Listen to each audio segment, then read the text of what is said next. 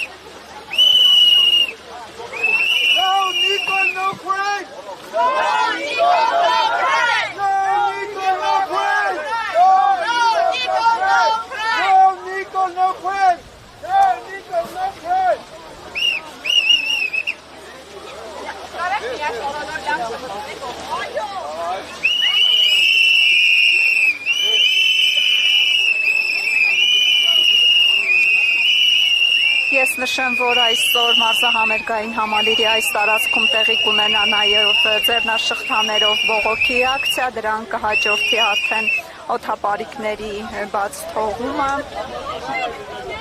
Հիշեցնեմ, որ վաղ առավոտից արցախահայերը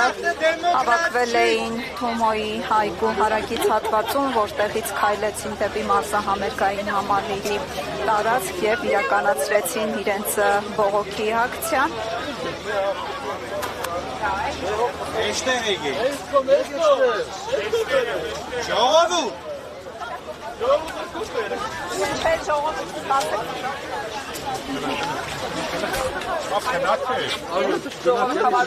Ժողովրդավարությունը բրենդ դարձնողները քանի որ ժողովրդավարությունը բրենդ դարձնողները իր քաղաքացիներին փորձում է հեռու պահել եվրոպական առաջնորդների գագաթնաժողովից եւ ոչ մի կերպ թույլ չի տալիս, որ մեր բողոքի ձայնը հասանելի դարձնենք եւ ծխով, եւ ձայնային ազդանշաններով, եւ սուլիչներով փորձում ենք տեղեկացնել, որ այստեղ կան մարդիկ, խմբեր, ովքեր Հայաստանի Հանրապետության քաղաքացի են եւ ովքեր ունեն հարյուրավոր խնդիրներ եւ ունեն իրենց բողոքը այս իշխանությունների նկատմամբ, որը դեռ չի կանգնում ժողովրդավարական եւ ոչ մի արժեքի։ Գույնը պատահական է, չկա որևէ գույնի հետ կապված, ընտրության հետ կապված որևէ առանձնահատկություն, զուտ ավելի տեսանելի դարձնելու նպատակով է արվում, որովհետեւ կան հարյուրավոր խնդիրներ, ունենք քաղբանտարկյալներ, ունենք հայ առաքելական եկեղեցու նկատմամբ աննախադեպ հարձակում, որը նաև մեր հավատքի իրավունքին է դեմ, մեր խոսքի ազատության իրավունքին է դեմ, դավանանքի իրավունքին է դեմ, եւ ուզում ենք մեր ձայնը հասանելի դարձնել, ասել, որ կան քաղբանտարկյալներ, որ լրագրողներ եւ արքեպիսկոպոսներ են բանտարկված, որ Հայաստանը ունի խոսքի ազատության խնդիր, որ 100,000-ավոր արցախցիների իրավունքները ոչ միայն չի պաշտպանվում այս իշխանությունների կողմից, այլև ամեն կերպ խոչընդոտվում է այդ իրավունքների իրացումը եւ որ այս ամենը ժողովրդավարություն անվանելով դուք ոչ միայն վնասում եք Հայաստանի Հանրապետությանը, Հայաստանի ազգային շահին, այլև հենց ժողովրդավարության գաղափարին եք վնասում, որովհետև սովորական հայը տեսնելով թե ինչն է աջակցում եւ ինչն է ժողովրդավարություն անվանում, ինքը հենց հիասթափվում է ժողովրդավարություն բառից, որովհետև այս ամենը ինչ մենք ունենք բռնապետությունը, ժողովրդավարություն չէ։ Բարի եղեք, ունեցեք կամք բարձրաձայնելու այս խնդիրները, ասելու, որ Հայաստանը ճիշտ ուղղությամբ չի գնում, եւ եթե դուք ձեզ հռչակել եք ժողովրդավարության պահպանման առաջամարտիկներ, բարի եղեք եւ տեր կանգնեք այդ արժեքներին։ Թույլ մի տվեք, որ ժողովրդավարությունը աղավաղեն եւ Հայաստանի Հանրապետության քաղաքացիներին կանգնեցնեն անելանելի իրավիճակում։ եվրոպացի առաջնորդներից, այն դեպքում, երբ 20 թվականին, 23 թվականին եւ արցախցիները բռնի տեղամասերից որևէ գործում Դե հենց դրա համար է նաև, որ այս ամենով, Արցախի հարցը փակելով, այս իշխանությունների գործելակերպը արդարացնելով եւ լեգիտիմացնելով, դուք նաև արդարացնում եք ցանկացած քաղաքական հարց, ցանկացած կոնֆլիկտ էթնիկ զտմամբ, ցեղասպանությամբ ավարտելու պրակտիկան։ 2020 թվականից հետո տեսեք, թե ինչքան տարբեր կոնֆլիկտներ են եղել, ինչքան է եղել բռնությամբ, էթնիկ զտմամբ հարց լուծելու փորձեր, եւ դա եկել է նրանից, որ 2020 թվականին ամեն երկիր իր քաղաքական շահից ելնելով համամարտկային արժեքների կողքին չի կանգնել, իսկ հարցի էթնիկ զտմամբ ցեղասպանությամբ ավարտելը եւ այդ ամենով հարցը փակելը բերելու է նոր ցեղասպանությունների, համամարտկային նոր հանցագործությունների։ Այս ամենը նաեւ նրա համար է, որ այսքանից հետո իմացեք, որ դուք նույնպես պատասխանատու եք կրում այդ էթնիկ զտման համար եւ դուք նույնպես պատասխանատու եք, որ արցախցիների հավաքական վերադարձի իրավունքը եւ այլ իրավունքները իրացվեն։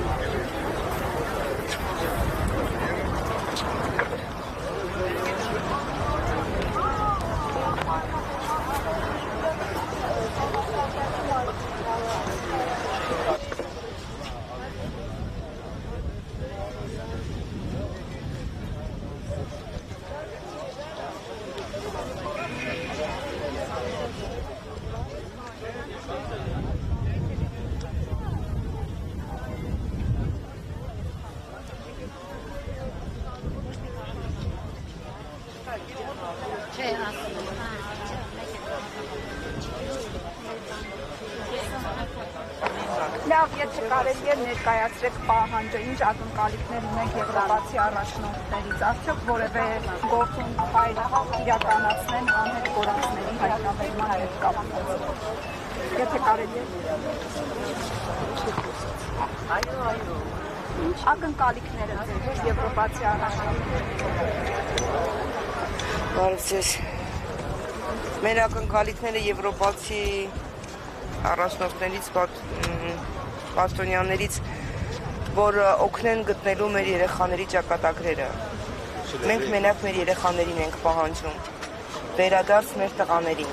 Ցանկացած միջոց փորձում ենք կիրառել, այս անգամ էլ այս ակցիան ենք իրականացրել, փորձելով մի ձև արժանանալ այլ երկրների պաշտոնյաների աջակցությանը։ Մեր պահանջը մեկն է, վերադարձեք մեր որդիներին։ Այս ակցիայով փորձում ենք մեր խնդրանքը, մեր պահանջն արդար է։ Փորձում ենք այս կերպ ներկայացնենք մեր ցավը, մեր տառապանքը, այս տարիների մեր անցած ուղին, որ մենք մինչև օրս պայքարում ենք, որպեսզի գտնենք մեր երեխաներին։ Մեր երեխաները համարվում են անհայտ բացակայող։ Նրանց ճակատագիրն անհայտ է։ Եվ դրա համար մենք չենք կարող քուն դադար հանգիստ ունենալ առանց մեր երեխաների ճակատագիրը պարզելու, առանց իմանալու, թե որտեղ են մեր որդիները։ Ձեր պահանջը ո՞րն է, որպեսզի եվրոպացի առաջնորդները բանակցեն Ալիևի, օրինական աշխատանքներ սկսվեն Արցախում, օկուպացված տարածքներում։ Հենց դրա համար է մեր պահանջը, մեր պահանջ խնդրանքը եվրոպացի պաշտոնյաներից, որպեսզի նրանք լսեն մեր ծնողների ձայնը, մեր ցավի, մեր տառապանքի ձայնը լսեն, օգնեն մեզ, սատար լինեն մեզ։ Սա Հայաստանում պետք է համարվի համար առաջին խնդիրը։ Անհայտ կորած դա ամենացավոտ, ամենատարապալից բանն է ծնողի համար։ Ծնողը չի կարող հարմարվել, որ իր երեխան լինի անհայտ։ Այդպես Եթե կառավարությունը արդյունավետ քայլեր աներ 6 տարի շարունակ, մենք փնտրում ենք մեր որդիներին, 6 տարի շարունակ ինչ-որ բաներ արած կլինեին, բայց մենք կանգնած ենք նույն տեղում, ոչ մի շարժ, ոչ մի քայլ առաջ չի գնում։ Այսօր մեր ցավը անդառնալի է, մեր տառապանքի մասին խոսքերն ավելորդ են։ Մենք չենք մտածում մեր մասին, մենք մտածում ենք մեր երեխաների մասին։ Հիմա նրանց վիճակն ինչ է, հիմա իրանք ուր են, որտեղ են մեր որդիները։ Այո, տեսնում եք մեր պահանջը, որտեղ են մեր որդիները։ Նրանք ողջ են, ուր են։ Ինչու չեն վերադարձնում մեր տղաներին։ Ոչ, իմ որդինը 20 թվականի պատերազմից հոկտեմբերի 14-ից վերջին անգամ լսել եմ իր ձայնը, զանգել ասելա լավ եմ, բայց հոկտեմբերի 15-ից արդեն լուրջ չունեմ իրանից։ Իրանք երևարում են, գերի են վերցնում, բայց մինչև օրս Ադրբեջանը չի հաստատում իր գերության փաստը։ Բայց հենց Ադրբեջանն է, ադրբեջանցի, ով որ բռնել է երեխուն, իրանք են տելեգրամյան ալիքներով տարածել տեսանյութը։ Միթե դժվար է պարզել, որտեղ այն որդի, որտեղ են մեր մյուս որդիները, մեր տղաները։ Բոլորն են մի կյանքի կտոր են, այս տղաները գնացին պայքարելու, գնացին հայրենիքը պաշտպանելու, բայց այս հայրենիքը այսօր չի պաշտպանում մեր որդիներին։ Որտեղ են իրանք։ Տեսեք, արդեն 6-րդ տարին է, որ անհետ կորած զինծառայողների հարազատները պահանջում են որևէ տեղեկատվություն հայտնել իրենց հարազատների մասին։ Այս ընթացքում որևէ տեղեկատվություն, թեկուզ իրենց եվրոպական կառույցների, եթե չեմ սխալվում, նամակներով հանդիպած իրենց դիմում են, եվրոպական կառույցների կողմից որևէ այսպես արձագանք տեղեկատվություն ստացել եք։ Ոչ, որևիցե մի արձագանք չենք ստացել, մենք չենք դադարել։ Շատերն ասում են, շատերը գնում են կոմենտարյաներ, թե ինչու եք նոր հիշել։ Այ անհասկացող մարդիկ, դուք չեք իմանում, որ մենք 6 տարի շարունակ մենք չունենք քուն դադար։ Մենք գիշեր ու ցերեկ անցկացրել ենք կառավարության դռների առաջ, ԱՀԾ-ի, քննչականի։ Մենք ամեն տեղ փնտրել ենք մեր որդիներին։ Մեր որդիները ողջ են, գտնվում են Ադրբեջանի բանտերում, խնդրում են, եթե պետք է նույնիսկ, չգիտեմ, ամեն մեկի պատրաստ ենք խնդրելու, աղերսելու, մենակ թե հետ վերադարձնեն մեր որդիներին։ Այո, ակնկալում են։ Փորձում ենք, ամեն կերպ փորձում ենք, ամեն բան արել ենք, որպեսզի իմանանք ոնց կարելի է հանդիպել իրենց, ոնց կարելի է տեսնել։ Ոչ, արձագանք չի եղել, ոչ մի արձագանք չի եղել, փորձել ենք, դիմել ենք, մենք տեղյակ ենք պահել ԱԳՆ-ին, մենք տեղյակ ենք պահել ԱՀԾ-ին, մենք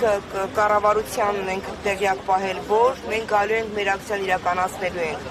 մեր լուռ ակցիան, մեր պահանջը մեկն է, և իրանք ոչ մի բան, ամեն մեկը մի ձև փողորձել է մեզ չասի, ինչպես գտնենք ելքեր, բայց մենք չգիտենք հիմա ուր գնանք, որտեղ գնանք, արդյոք ճիշտ ենք արել, այստեղ ենք կանգնել, ոնց կարող ենք հանդիպել, ոնց կարող ենք տեսանելի դարձնել մեր ցավը։ Հասկանում եք, մեր ցավը խոսքեր չունի, մեր պահանջն արդար է, մենք մեր որդիներին ենք պահանջում։ Մենք պահանջում ենք արդարություն, մենք պահանջում ենք գտնել մեր որդիների գտնվելու վայրը, մենք այլ բան չենք պահանջում։ Գտնվելու վայրը, որտեղ են իրանք, ինչ ա եղել իրանց հետ 2020 թվականի պատերազմից ինչ օրս, ինչ ա եղել մեր երեխեքին։ Իմ անունը Արմինե Ներսիսյան, ես Համլետ Մալխասյանի մայրն եմ։